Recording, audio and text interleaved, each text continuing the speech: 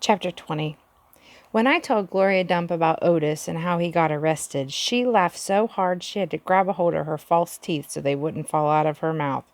"Woo-wee," she said when she was finally done laughing. "That sure is some dangerous criminal." "He's a lonely man," I told her. "He just wants to play music for somebody." Gloria wiped her eyes with the hem of her dress. "I know it, sugar," she said, "but sometimes things are so sad they get to be funny." "You know what else?" I said, still thinking about sad things. "That girl I told you about, the pinch-faced one, Amanda, well, her brother drowned last year. He was only 5 years old, the same age as Sweetie Pie Thomas." Gloria stopped smiling. She nodded her head. "I remember hearing about that," she said. "I remember hearing about a little drowned boy." "That's why Amanda's so pinch-faced," I said. "She misses her brother." "Most likely," Gloria agreed.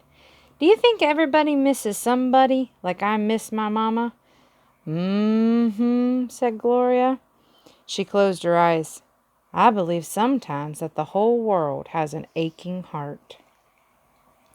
I couldn't stand to think about sad things that couldn't be helped anymore, so I said, "Do you want to hear some more of Gone with the Wind?" "Yes, indeed," Gloria said. "I've been looking forward to it all day. Let's see what Miss Scarlet is up to now." I opened up Gone with the Wind and started to read, but the whole time I was thinking about Otis, worrying about him not being allowed to play his guitar for people. In the book, Scarlet was looking forward to going to a big barbecue where there was going to be music and food. That's how I got the idea. "That's what we need to do," I said. I slammed the book shut. Winn-Dixie's head shot up from underneath Gloria's chair. He looked all around, nervous-like. "Huh?" said Gloria Dump. "Have a party," I told her. "We need to have a party and invite Miss Franny Block and the preacher and Otis can play his guitar for everybody. Sweetie Pie can come too. She listens to his music good." "We who?" Gloria asked. "We, me and you. We can make some food and have the party right here in your yard." Said Gloria Dump. "We can make peanut butter sandwiches and cut them up in triangles to make them look fancy." "Lord," said Gloria Dump, "I don't know if the whole world likes peanut butter as much as you and me and this dog." "Okay, then," I said. "We can make egg salad sandwiches. Adults like those." "You know how to make egg salad?"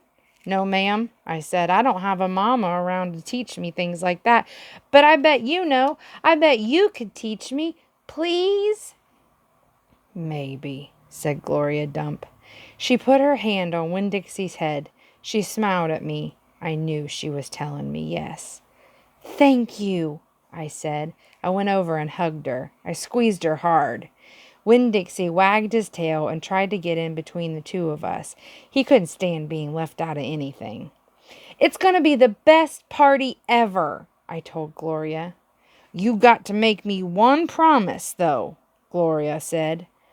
"All right," I told her. "You got to invite them Dewberry boys." "Dunlap and Stevie?" "Mm-hmm. Ain't gonna be no party unless you invite them." "I have to?" "Yes," said Gloria Dump. "You promise me." "I promise," I said. I didn't like the idea, but I promised. I started inviting people right away. I asked the preacher first. "Daddy?" I said. "Opal?" the preacher said back. "Daddy, me and Winn-Dixie and Gloria Dump are having a party." "Well," said the preacher, "that's nice. You have a good time." "Daddy," I said, "I'm telling you because you're invited." "Oh," said the preacher. He rubbed his nose. "I see. Can you come?" I asked him. He sighed. "I don't see why not," he said. Miss Franny Block took to the idea right away. "A party?" she said, and she clapped her hands together.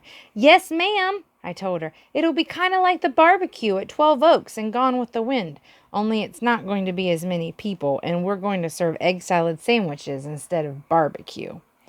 That sounds lovely, Miss Franny said, and then she pointed at the back of the library and whispered, Maybe you should ask Amanda, too. She probably won't want to come, I said. She doesn't like me very much. Ask her and see what she says, Miss Franny whispered. So I walked to the back of the library and asked Amanda Wilkinson in my best manners voice to please come to my party. She looked around all nervous and stuff. A party? She said. Yes, I said. I sure would like it if you could come. She stared at me with her mouth open. Okay, she said after a minute. Yes, thank you. I would love to. And just like I promised Gloria, I asked the Dewberry boys.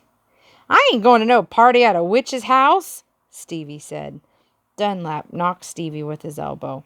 We'll come, he said. We will not, said Stevie. That witch might cook us up in her big old witch's pot. I don't care if you come or not, I told them. I'm just asking because I promised I would. We'll be there, said Dunlap. He nodded at me and smiled.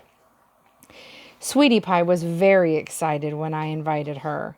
What's the theme? She asked. Well, there isn't one, I said. You've got to think of a theme, she told me. She stuck her knuckle in her mouth and then she pulled it out. It ain't a party without a theme. Is this dog coming? She asked. She wrapped her arms around Winn Dixie and squeezed him so hard that his eyes almost popped out of his head. Yes, I told her. Good, she said. You could make that the theme. It could be a dog party. I'll think about it, I told her. The last person I asked was Otis. I told him all about the party and that he was invited, and he said, No, thank you. Why not? I asked. I don't like parties, said Otis. Please, I begged. It won't be a party unless you come. I'll give you a whole free week of sweeping and arranging and dusting. If you come to the party, that's what I'll do. A whole week for free? Otis said, looking up at me. Yes, sir, I told him. But I don't have to talk to people, right? No, sir, I said, you don't. But bring your guitar. Maybe you could play us some music. Maybe, said Otis. He looked down at his boots again real quick, trying to hide his smile. Thank you, I told him. Thank you for deciding to come. After I got Otis convinced to come, the rest of getting ready for the party was easy and fun. Me and Gloria decided to have the party at night when it would be cooler. In the afternoon before, we worked in Gloria's kitchen and made egg salad sandwiches.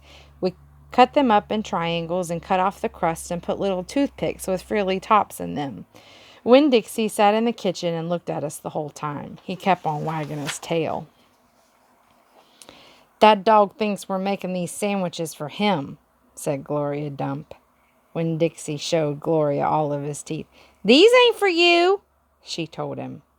But then, when she thought I wasn't looking, she gave Winn Dixie an egg salad sandwich without the toothpick. We also made punch. We mixed together orange juice and grapefruit juice and soda in a big bowl. Gloria called it Dump Punch. She said she was world famous for it, but I had never heard of it before.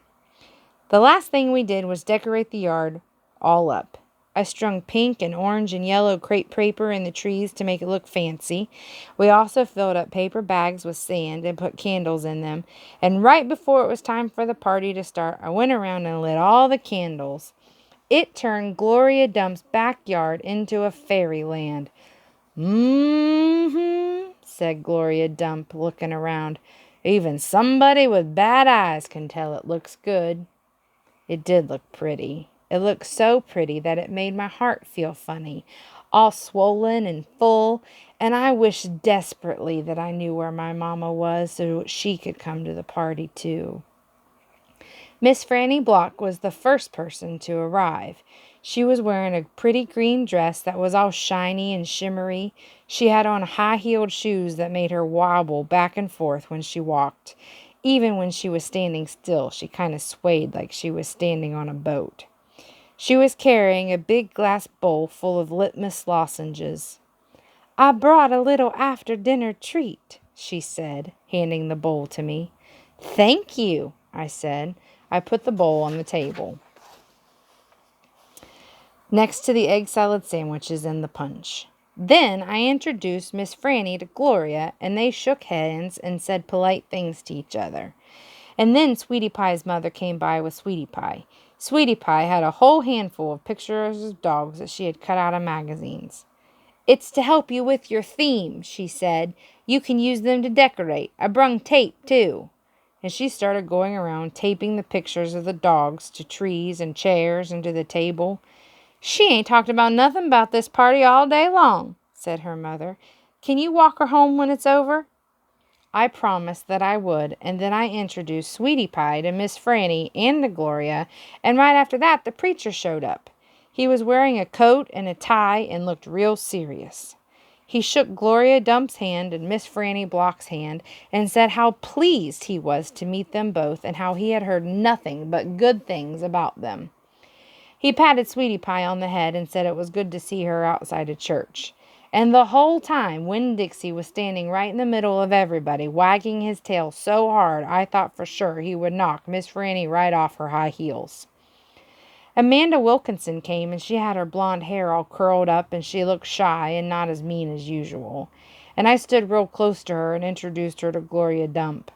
I was surprised at how glad I was to see Amanda, and I wanted to tell her I knew about Carson. I wanted to tell her I understood about losing people, but I didn't say anything. I was just extra nice. We were all standing around smiling at one another and acting kind of nervous when a real screechy voice said, "Gertrude's a pretty bird." Winn Dixie's ears went straight up on his head, and he barked once and looked around.